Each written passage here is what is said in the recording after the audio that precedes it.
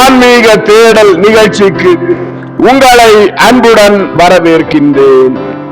மீட்பரின் காவியம் பாகம் 96 முத்து உவமை நிகழ்ச்சி பற்றி பார்ப்போம். மத்தேயு நற்செய்தி அதிகாரம் 13 இறை வார்த்தைகள் 45 முதல் 46 வரை. நிகழ்ச்சிக்கு போகலாம். இயேசு சீடர்களை பார்த்து, அநேக ஆன்மாக்கள் நரக குளங்களில் எறியப்படுவார்கள். பாவிகளின் ஆன்மாக்கள் மட்டுமல்ல, சுவிசேஷ மீனவர்களும் தங்கள் போதக அலுவல்களில் தவறியதால் பல ஆன்மாக்களின் இழப்புக்கு சிலர் காரணமாய் இருப்பார்கள். ஒரு நாள் வரும், அது பூமியின் கடைசி நாள், நிறைவாக்கப்பட்ட நித்திய எருசலேமின் முதல் நாள். அப்போது உவமையில் கூறப்பட்ட செம்படவர்களை போல் சம்மனசிகள் கெட்டவர்களிடமிருந்து நீதிமான்களை பிரிப்பார்கள். நீதிபதியின் தட்ட முடியாத கட்டளையால் நல்லவர்கள் மோட்சத்திற்கும் கெட்டவர்கள் நித்திய நெருப்பிற்கும் போவார்கள். அப்போது செம்படவர்களை பற்றியும் மீன்களை பற்றியும் சம்பந்தப்பட்ட உண்மை வெளிப்படுத்தப்படும். கபட வேஷம் கலையும். கடவுளின் மக்கள் அவர்கள் இருக்கிறபடியே வெளிப்படுவார்கள். அவர்களின் வழிகாட்டிகளோடும் அவர்களால் காப்பாற்றப்பட்டவர்களோடும் வெளிப்படுவார்கள்.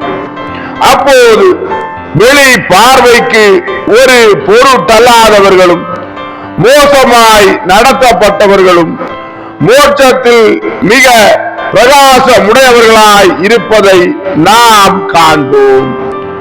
அடக்கமான பொறுமையுள்ள செம்படவர்களே மிக கூடுதலாய் செய்திருப்பவர்கள் என்றும், இப்பொழுது அவர்கள் எத்தனை ஆன்மாக்களை காப்பாற்றினார்களோ அத்தனை ரத்தினங்களுடன் ஒளி வீசுவார்கள் என்றும் காண்போம்.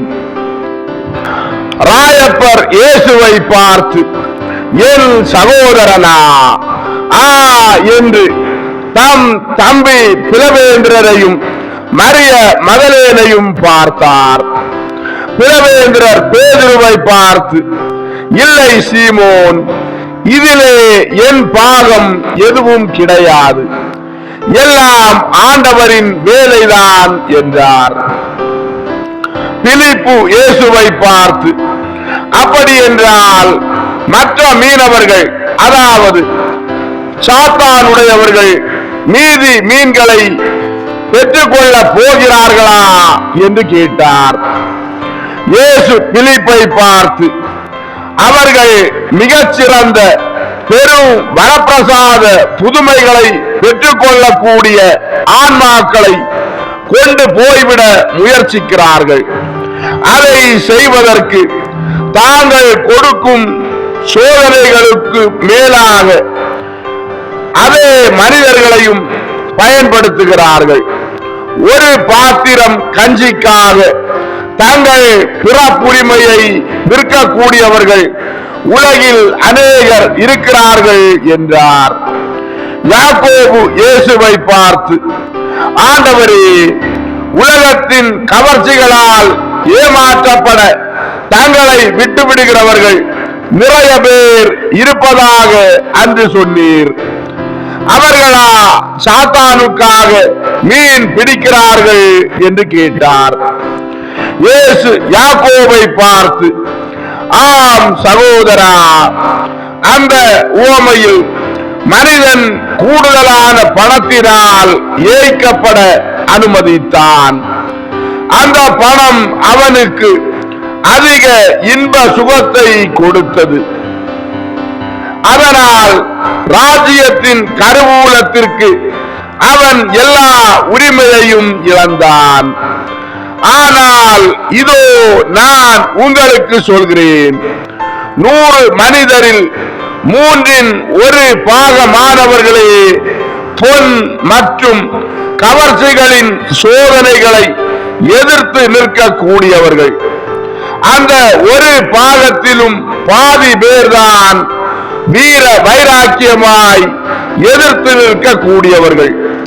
உலகம் மூச்சு திணறி இறந்து கொண்டிருக்கிறது. ஏனென்றால் அது பாவ கட்டுகளால் தன் சுயாதீனமாகவே தன்மேல் கூடுதலான பாரத்தை சுமத்தி கொள்கிறது. இழிவான போலியான செல்வங்களை கொண்டிருப்பதை விட ஒன்றுமே இல்லாதிருப்பது மேல். விவேகமுள்ள நகை வியாபாரிகளை கண்டு பாவிக்க முயலுங்கள். அவர்கள் மிக அபூர்வமான முத்து ஒன்று கண்டெடுக்கப்பட்டதாக அறிந்ததும் நிறைய சிறிய சிறிய ஆபரணங்களை தங்கள் பாதுகாப்பு பெட்டகத்துக்குள் வைத்திருக்க விரும்புவதில்லை. அவை எல்லாவற்றையும் தள்ளிவிட்டு அந்த அதிசயமான முத்தை வாங்குகிறார்கள் என்றார்.